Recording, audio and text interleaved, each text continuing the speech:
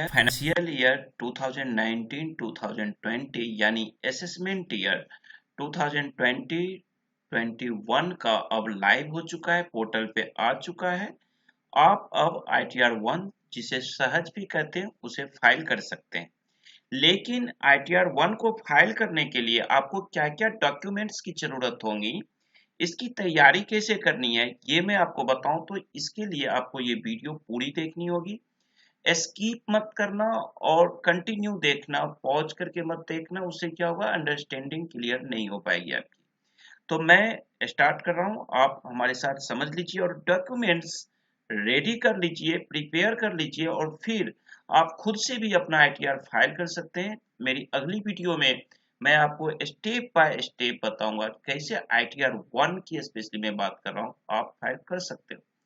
जो स्टूडेंट हैं जो सीखना चाहते हैं वो भी कर सकते हैं, लेकिन जो सैलरी पर्सन है मैं उनसे कहूंगा कि खुद मत करना कभी। बहुत सारी चीजें होती है, मैं बहुत सारी चीजें यहाँ सिखा तो दूंगा, लेकिन कुछ चीज होती है जो प्रैक्टिकल और थ्योरेटिकल में there are a very very big difference.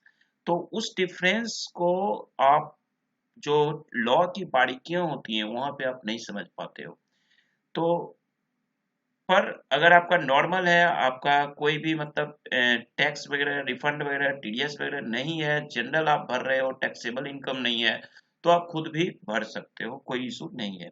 तो चलिए इसमें अब आपको मैं बताऊंगा documents you need to file your income tax return. कौन कौन सी डॉक्यूमेंट्स आपको चाहिए, इससे पहले मैं आपको दिखा दूं कि आज लाइव हो चुका है 2 जून को। आज 2 जून की रोटी याद है ना? 2 जून की रोटी होती थी, कोरोना में तो ये भी नहीं है पता चल रहा है। हर जो 2 जून हर डेट अब 2 जून हो चुकी है। तो हम आपको लेके चल रहे हैं इनकम टैक्स की साइट पे। आप जाना इनकम टैक्स इंडिया e-filing.gov.in पे जाओगे तो एक चीज इंपॉर्टेंट ये नोटिस देता है कि एक विंडो यहाँ पे खुल के आता है, pre validate your bank account to receive your refunds as well as enable PVC। अगर आपका रिफंड बनता है TDS का, तो उसके लिए आपको ना बैंक को प्री वैलिडेट कर लेना है इनकम टैक्स से। तो इसके लिए इसमें प्रोसीजर बताया है। जब इस बटन पे क्लिक करोगे तो ये आपको YouTube पे ले जाएगा और इनकम टैक्स का वो पोर्टल है, चैनल है, जिस पे आपको स्टेप बाय स्टेप बताएगा। अभी मैं इसे हटाता हूँ। अब आप देखें आज 2 जून 2020 को ITR 1 for assessment year 2021 is available for e-filing। Other ITRs will be available shortly। पिछली वीडियो में मैंने बताया कि ITR 7 तरह के होते हैं, जिसमें अभी पहला ITR 1 जो है वो लाइव हो चुका है, पोर्टल पे अवेलेबल हो चुका है। ठीक है, अब ITR को फाइल करने के लिए आपको क्या करना पड़ता है, यहाँ अगर आप पहली बार ITR फाइल कर रहे हो तो यहाँ पे रजिस्टर करना पड़ता है अपने आप को, रजिस्ट्रेशन।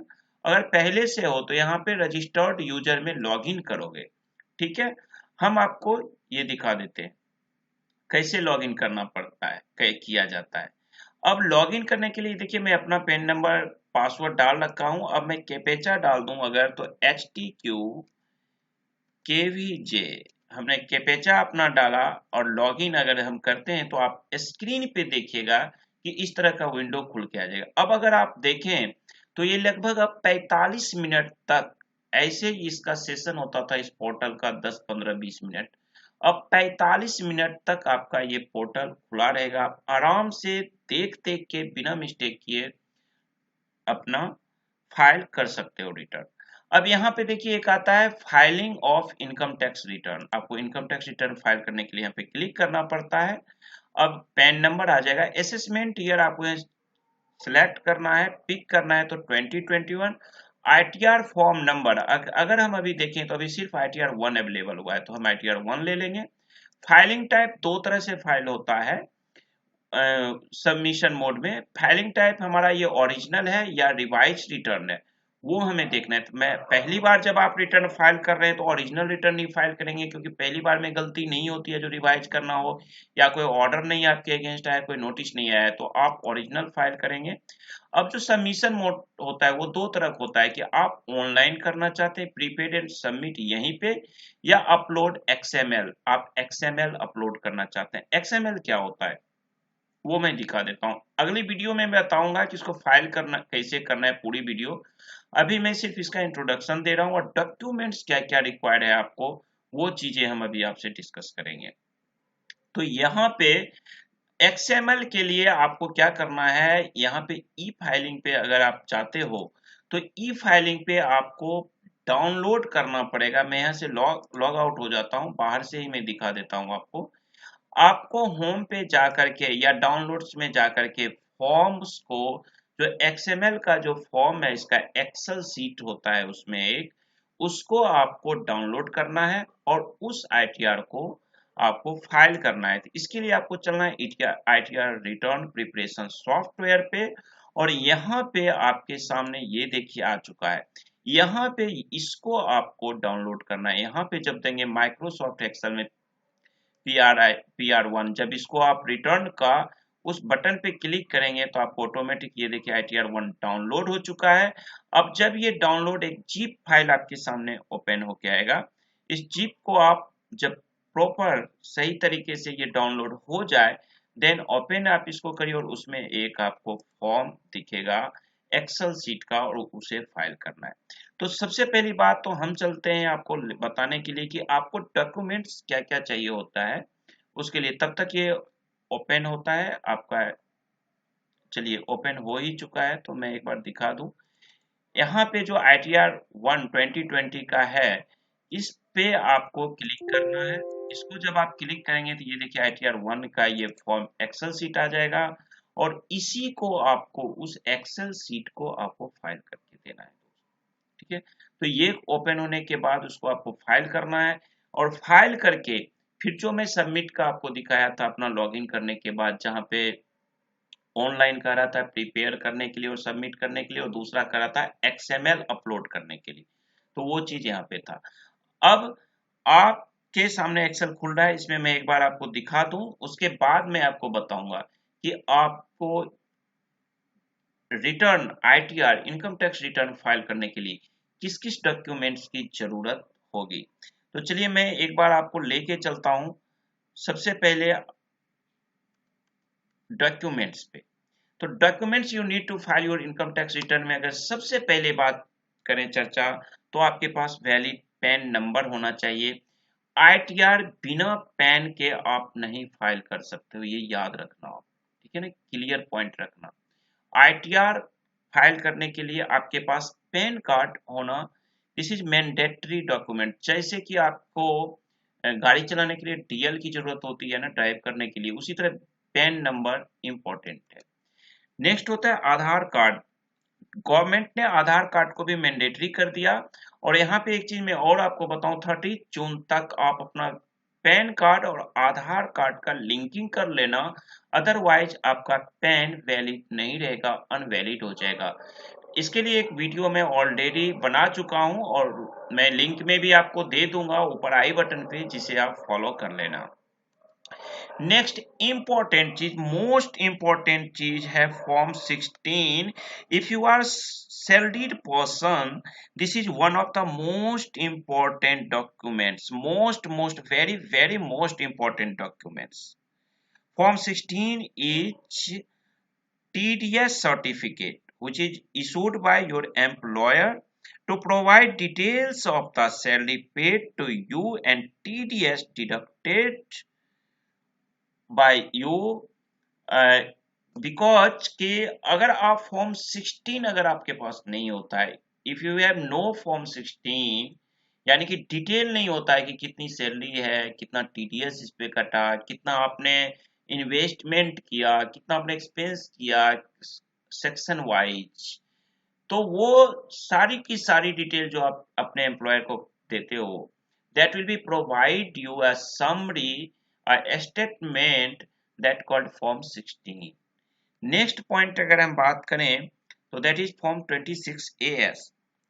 अब फॉर्म 26AS के बारे में I have already told you, and a video is available on my channel. वहां पे भी आपको है कि just like form 26AS is just like a consolidated annual tax statement, and you can call this just like a tax passbook।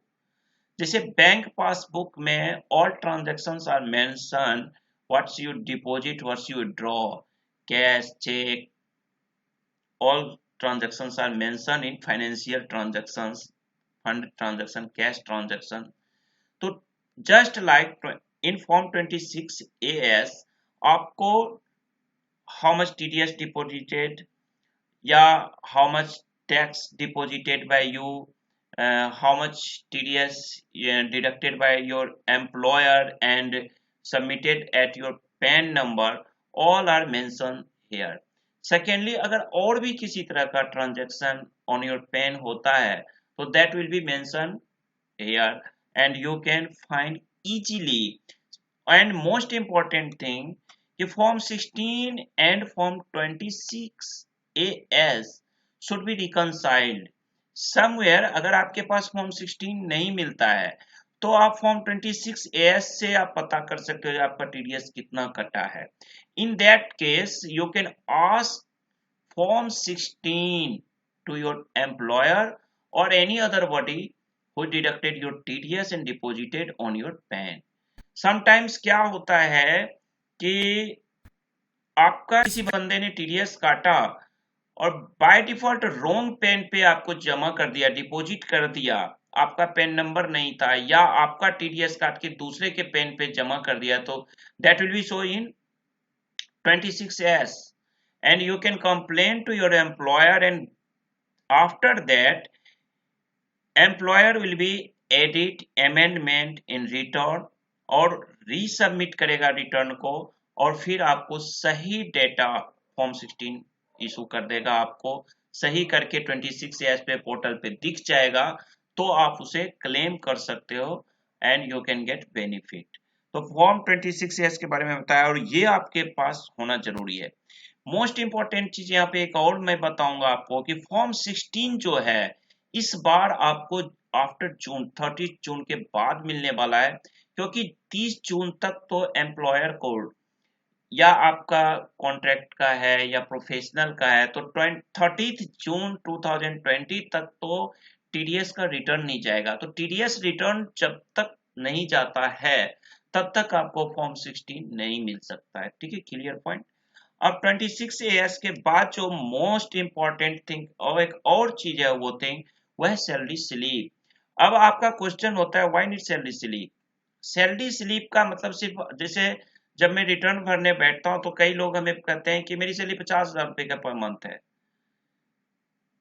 This is not sufficient for file the ITR. ITR filing के लिए 50,000 की salary बोल देना sufficient नहीं है. Form salary slip हमें इसलिए चाहिए होता है कि इन सैलरी स्लिप ऑल अलाउंसेस और मेंशन एचआरए या कन्वेंस अलाउंस या transport allowance, education allowance, medical allowance. It means जो टैक्स ट्रीटमेंट होता है वो हर एक अलाउंस का डिफरेंट होता है. एजुकेशन अलाउंस, ठीक है ना, यूनिफॉर्म अलाउंस, सभी चीज का अलग अलग होता है और सबका ट्रीटमेंट भी अलग अलग होता है. So need a salary slip कि उसमें हम क्लियरली समझते हैं कि आपका क्या इनकम आया है, कौन सा अलाउंस दिया और उसका क्या ट्रीटमेंट होगा. हम ऐसे नहीं समझ लेंगे कि 50,000 सैलरी है, 1 लाख रुपए पर मंथ सैलरी है यानी 12 लाख का हो गया, इनकम टैक्स इस पे निकाल दो. No, we can't do this. और सेकेंडली एचआरए का calculation without salary slip, without bifurcation हमें नहीं पता चलता है. उसका बाइफिकेशन करना पड़ता है, उसमें लिखा रहता है कि एचआरए इतना है, बेसिक इतना है, डियरनेस अलाउंस इतना है. तो सो नीड सैलरी स्लिप. उसके बाद एक और मोस्ट इंपॉर्टेंट डॉक्यूमेंट्स है वो है बैंक स्टेटमेंट. हाँ जी, बैंक स्टेटमेंट. बैंक स्टेटमेंट से सारे ट्रांजैक्शंस का पता चल जाता है. साथ ही अगर आपके बैंक अकाउंट में कोई इंटरेस्ट आता है जैसे क्वार्टरली, आपके बैंक में जो भी सेविंग्स हैं, जो फंड जमा है, डिपॉजिट है, उस पे गवर्नमेंट यानी कि बैंक आपको इंटरेस्ट देता है. उस इंटरेस्ट को सेक्शन 80 पे अप्लीकेबिलिटी हो जाती है. वहां पे कुछ एग्जम्पशन है, उसके बाद टैक्स लगता है, टैक्सेबल इनकम हो जाता है तो इस पे भी टैक्स है इंटरेस्ट पे. तो ये चीज जरूरी होता है. तो जितने भी बैंक अकाउंट्स आपके हैं सारे बैंक अकाउंट का स्टेटमेंट 1 अप्रैल 2019 से 31 मार्च 2020 तक का जरूर लेना। Next point, interest certificates from banks and post office. अगर आपका अकाउंट पोस्ट ऑफिस में भी है एंड इन बैंक में भी है, अगर दोनों जगह है तो आप स्टेटमेंट ऐसे देखो, जब आप स्टेटमेंट ले लेते हो ना तो उसी में क्लियरली हमें दिख जाता है कि कितना इंटरेस्ट आया। But if you want to certificate from banker और पोस्ट ऑफिस, तो इट विल बी बेटर कि आप अपने पास ले लो। वो आपको सर्टिफाइड कर देगा कि this is to certified that mister फलाना फलाना अकाउंट होल्डर अकाउंट नंबर इतना इतना इंटरेस्ट उन्होंने अर्न किया इन द फाइनेंशियल ईयर 1920, और वो अपना साइन कर देगा। तो ये भी आप ले लो। यहाँ पे एक चीज और मैं बता दूं, इंटरेस्ट वाले में मोस्टली पर्सन जो ITR 1 फाइल करते हैं और सैलरी वाले व्यक्ति अपने एडवाइजर को, अपने टैक्स एडवाइजर को जिससे रिटर्न फाइल करवाते हैं, उसे ये बताते ही नहीं है कि आपका सेविंग अकाउंट में या FD पे इंटरेस्ट कितना आया। इस चीज को छिपा लेते हैं। ध्यान रखिए, जितना खुल के आप अपने एडवाइजर को बताइएगा, आप अपने ITR फाइल करने वालों को, उतना आपका जो ITR है दैट विल बी करेक्ट। आप ये मत सोचिए कि जो बंदा ITR फाइल कर रहा है he is responsible. No, never, he will never responsible, you are responsible. क्योंकि वो आपके बिहाफ पे सिर्फ वो आपको फाइल कर रहा है, बट साइन आपका है, योर सेल्फ आप रहोगे वहां पे। कुछ नहीं तो मुसीबतें जो होने वाली होती हैं वो आपका होने वाला होता है। हम जैसे लोग क्या करेंगे, अगर आप डॉक्यूमेंट्स, आप डेटा पूरा अवेलेबल नहीं करते हो, then in that case I will do कि एक बार तो ITR फाइल करने का पैसा लूंगा, फिर अगर डिफेक्टिव हो गया, कुछ उसमें दिक्कतें होती है, कुछ डिमांड होता है, कुछ आपका पेन पे कुछ है, कहीं कुछ है, ट्रांजेक्शन्स आपने शो नहीं किया, ने अगेन हम आपको डबल चार्जेस के साथ फिर आपसे फीस लेते हैं कि भैया इसमें तो अब ज्यादा, क्योंकि आपको तो पता नहीं है भैया, यहाँ तक तो आपने सीख लिया यूट्यूब देख के या कहीं से, बट आगे का आपको पता नहीं होता है कि अब क्या एक्शन होगा, तो वहां पे आपको मोटी पैसे रकम लग जाती है, अच्छा पैसा जाता है। तो इन दैट केस ज्यादा से ज्यादा पहली बार ही 1000, 2000, 5000 रुपये आपका ITR फाइल करने का चार्ज लोग लेता है, तो वहां पे क्लियरली उसको सब चीज बताओ। नेक्स्ट पॉइंट था tax saving investment proofs. Tax saving investment proofs में एक चीज और मैं बता दूंगा, ड्यू टू कोविड-19 गवर्नमेंट ने क्या किया, इन्वेस्टमेंट एंड टैक्स सेविंग का जो एक्सपेंस था, जैसे बच्चों का ट्यूशन फीस था, इन्वेस्टमेंट था आपका LIC का पेमेंट, PPF डिपॉजिट का, इस सब का 31 की जगह 30 जून तक डेट को एक्सटेंड किया गया था। तो अगर 19-20 का अगर अभी आपको जैसे सेक्शन 80C में आपको 1,50,000 तक इन्वेस्टमेंट करना है, या ट्यूशन फीस का है, सुकन्या अकाउंट है, या PPF है, तो आपने अगर नहीं किए हो तो वो कर लो 30 जून तक, और उसका प्रूफ आप जरूर रखना, सारे रिसीट जरूर रखना, वो आपको काम आएगा। तो ये डॉक्यूमेंट्स तैयार कर लेना। Next, home loan statement from bank या NBFC। देखिए, होम लोन, जो लोग होम लोन ले रखे हैं, घर लिए, शहरों में फ्लैट लिया, आपने एक बैंक लोन लेते हैं घर खरीदने में, और उस बैंक लोन से जो आप घर खरीदते हो तो उसमें आप रीपे करते हो अपना interest amount and principal amount. तो फॉर योर काइंड इंफॉर्मेशन कि इंटरेस्ट जो होता है वो सेक्शन 24 में वहां एग्जेम्पशन मिलता है, और जो प्रिंसिपल रीपे करते हो उसका आपको सेक्शन 80C में आ जाता है आपको एग्जेम्पशन। तो इसके लिए बैंक एक सर्टिफिकेट देता है कि आपको जो होम लोन सर्टिफिकेट जो होता है उसमें क्लियर रहता है कि फाइनेंशियल ईयर 1920 में आपने इतना पेमेंट किया, जिसका जिसमें इतना अमाउंट जो है प्रिंसिपल अमाउंट है और इतना अमाउंट इंटरेस्ट का है। और ये बाइफिक्रेशन अगर आप देते हो हमें अपने एडवाइजर्स को, तभी वो बंदा आपका दोनों सेक्शन में ट्रीटमेंट करेगा टैक्स का, और आप दोनों जगह बेनिफिट ले लोगे। तो ये भी आपको ध्यान रखना है।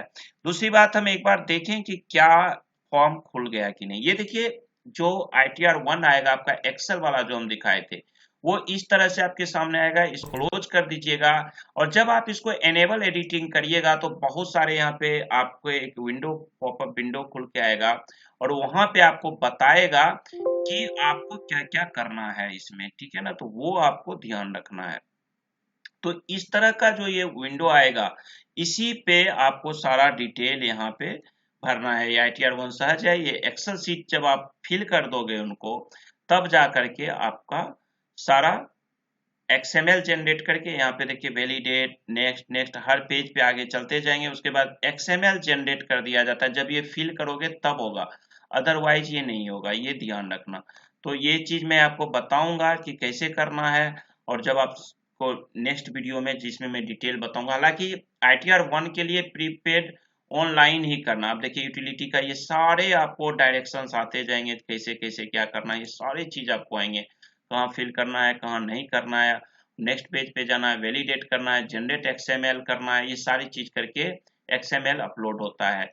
और ये है इसका ITR का फॉर्म। और ये हर पेज पे डिटेल है। यहाँ पे बेसिक डिटेल होता है, यहाँ TDS कितना कटा, TCS कितना, ये यहाँ पे कहता है 26S से इसको रिकनसाइल कर लीजिए। तो ये सारी चीजें ये है आपको। ये मैं सिर्फ इंट्रोडक्शन यहाँ दिया हूँ, नेक्स्ट में बताऊंगा किस तरह से आपको बताना है। तो ये दोस्तों याद रखना, ये चीज कर लेना जरूर। तो thank you for your watching दोस्तों। और एक चीज मैं आपको और कहूंगा कि अगर ये वीडियो अच्छी लगी तो ज्यादा से ज्यादा लाइक करिए और शेयर जरूर करिए, ताकि सभी लोग अपना प्रिपरेशन कर लें।